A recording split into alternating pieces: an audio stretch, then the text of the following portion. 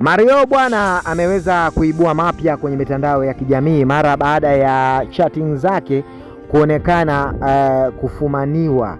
Yaani Mario moja kwa moja kuna mwanamke ambaye amekuwa akidate naye kwa siri na Paula ameweza kuligundua hilo, lakini pia mama Kajala ameshangazwa zaidi katika hili kwa sababu Kajala unaambiwa katika wakwe zake ambao alishawahi kuwakubali na hawapingi hata kidogo basi ni Mario.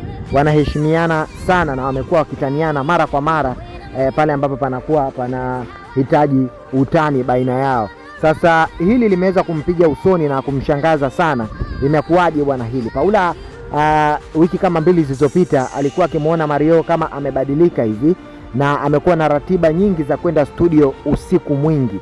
Jambo hili lilikuwa likimkera na Paula amekuwa akizungumza mara kwa mara kumwambia Mario kwamba tabia hii hajaipenda hata kidogo. Tabia ya Paula kuonekana anachukizwa na hivi Mario alianza kuwa mkali pia na kumwambia kwamba kazi yake ni muziki na yeye akiwa kama mwanaume wake anafahamu kwamba anapambana na kazi za sanaa, hivyo asiwe anachukia katika mambo ambayo ni ya kujenga. Inabidi wakae waelezane.